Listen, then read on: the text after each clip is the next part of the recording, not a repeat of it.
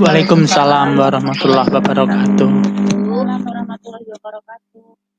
Selamat siang anak-anak sekalian. Siang Pak.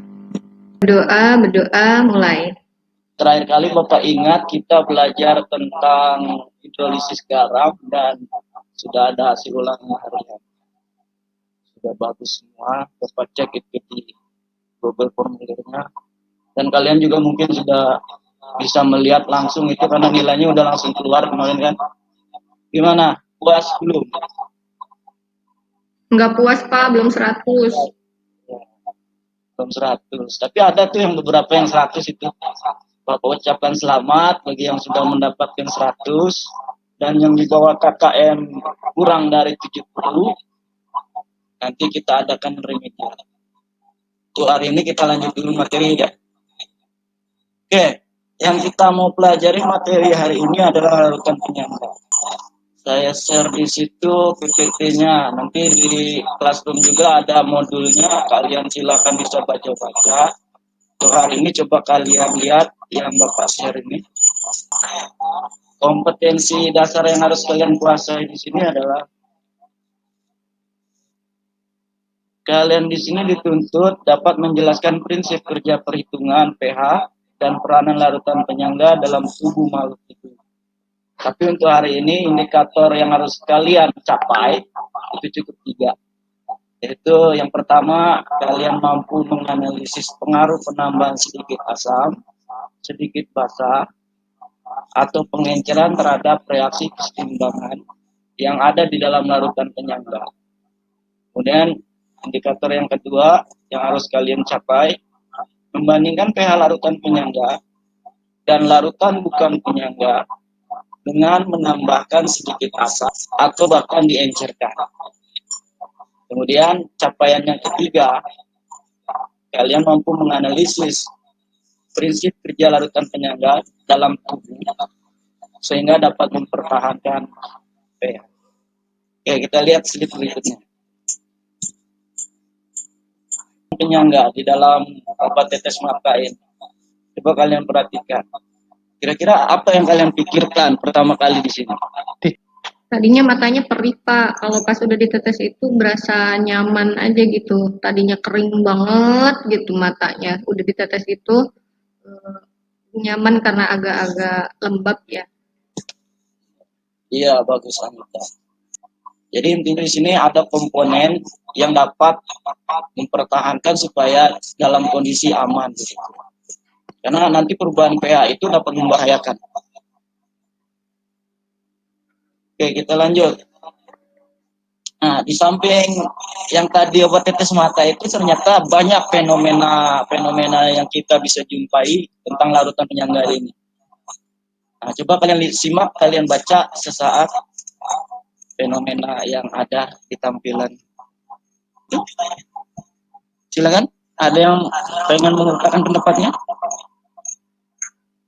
Dalam darah itu tidak boleh berubah drastis ya. Tapi di dalam tubuh sendiri dia sudah punya pH penyangga, sistem penyangga ya Pak ya di situ ya, supaya pH-nya tetap tidak berubah atau paling berubah sedikit. Iya, betul, pintar. Fenomena tadi seharusnya kalian itu bisa membuat rumusan masalah. Kemudian nanti kalian tuliskan itu di LKPD. Itu ya, simpan dulu itu rumusan masalah. Silakan, siapa yang mau mengusulkan pendapatnya, apa yang kalian pikirkan dari tabel? Silakan. Saya Pak. Silakan Yuli. Kasih atau kita beri sedikit asam maupun sedikit basa ataupun ditambah air sedikit, itu pH-nya Pak cenderung tetap Pak, tidak punya perubahan Pak. Apakah benar itu Pak? Iya, yang lain bagaimana? Apakah sama pendapatnya dengan Yuli yang diamati tadi? Silakan yang lain. Sama Pak. Sama ya. Artinya bisa dikatakan berubah tapi sedikit gitu ya. Sepakat ya? Nah, kalau kalian belum begitu ada gambaran dari tabel tadi, coba kita buat tabel tadi ke dalam diagram. Nah, coba perhatikan diagram itu. Oke. Sama-sama Pak. Ada yang mau ditanyakan yang lain sebelum kita lanjut ke LKPD-nya? Nanti kalian masuk ke LKPD, nanti Bapak kasih ruang untuk diskusi. Ya, ada 3 kelompok, silakan kalian berdiskusi. Nanti perwakilannya mempresentasikannya. Silakan ditanya, nggak usah malu-malu. Bapak Pantat, silakan. Ya, sekarang silakan dipresentasikan. Pak. Ya, silakan. Oke, berdasarkan hasil diskusi dari kelompok kami bahwa ada 2 jenis larutan penyangga. Itu penyangga yang berasal dari campuran dari asam lemah dan basa konjugasinya serta larut dari basa lemah dan asam konjugasinya, Pak. Iya. Yang lain gimana? Kelompok yang lain ada tanggapan nggak? Apa sama semua? Sama Pak. Sama Pak. Ya. Oke, sekarang untuk kelompok 2, silakan perwakilannya.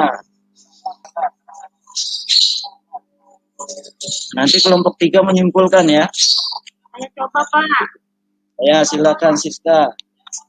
Dari hasil diskusi kelompok kami, dilihat dari diagramnya bahwa pada larutan pertama basaku NaOH ditambah NaCl, ring perubahan pH-nya sangat besar Pak, sehingga bukan termasuk larutan penyangga. Sedangkan pada larutan kedua CH3COOH dan CH3COONA setelah ditambah sedikit asam basa ataupun air, dia tidak terjadi perubahan, jadi termasuk larutan penyangga.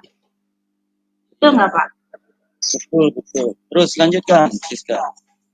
Yang ketiga? Yang ketiga yaitu antara NH4OH dan ditambah NH4Cl juga termasuk larutan penyangga Pak, karena tidak terjadi perubahan pH yang signifikan. Oh iya, bagus, betul. Ya. Berarti kalian sudah paham semua. Oke, sekarang giliran kelompok 3. Silakan disimpulkan. Apa yang bisa kalian simpulkan setelah pembelajaran ini? Silakan. Pak. Ya, silakan Yulia. Jadi berdasarkan hasil diskusi kelompok 3 yang dapat kami simpulkan adalah jadi larutan penyangga itu ada 2 macam, larutan penyangga asam yang merupakan campuran asam lemah dengan basa konjugasinya, dan kedua larutan penyangga basa yaitu campuran basa lemah dengan asam konjugasinya. Dan kemudian bagaimana cara kerja larutan penyangga dalam mempertahankan pH-nya adalah dengan cara pergeseran reaksi kesetimbangan dan reaksi penetralan oleh komponen larutan penyangga sehingga terbentuk kembali komponen larutan penyangga seperti semula. Itu hasil diskusi kelompok kami, Pak. Kelompok lain ada tanggapan nggak? Itu udah bagus itu hasil kesimpulannya. Bapak sudah setuju. Kelompok lain? Tidak ya? Setuju Pak. Ya, memang tujuan pembelajaran hari ini kita atau kalian itu mampu mengetahui komponen dari larutan penyangga, termasuk juga ada 2 jenis-jenisnya itu. Kemudian yang kedua itu prinsip kerja dari larutan penyangga yang dapat mempertahankan pH. Tadi Yulia itu hasil kelompoknya bagus dijelaskan dari mana itu dapat mempertahankan pH, karena terjadi reaksi pergeseran. Terjadi reaksi pergeseran, kemudian juga terjadi reaksi penetralan dari komponen-komponen itu, sehingga hasil reaksinya itu kembali terbentuk komponen larutan penyangga itu lagi gitu ya kan. Itu bolak-balik, sehingga otomatis karena terbentuk komponen itu kembali, maka terbentuk kembali larutan penyangga. Oke, bagus. Berarti indikator yang harus kalian capai sudah terpenuhi. Sekarang berarti giliran Bapak mengevaluasi. Silakan kalian masuk di Google Classroom-nya. Itu sudah Bapak kirim Google formulir untuk evaluasinya. Silakan kalian isi. Bapak kasih waktu nggak lama-lama itu, 5 menit cukup. Silakan. Iya bagus. Ya di atas 70 rata-rata ini. Oke, berarti indikator capaian pembelajaran hari ini tuntas. Besok kita kalau bisa tatap muka, kita lanjut ke perhitungan pH penyangganya. Bapak rasa silakan ditanyakan sebelum Bapak akhiri. Cukup, Pak. Cukup ya? Cukup ya, oke. Kalau cukup, kita akhiri dengan doa. Silakan. Untuk menutup pembelajaran pada hari ini, marilah kita berdoa. Berdoa mulai. Berdoa selesai. Maka nanti Bapak akhiri dengan Assalamualaikum warahmatullahi wabarakatuh. Waalaikumsalam warahmatullahi wabarakatuh. Warahmatullahi wabarakatuh.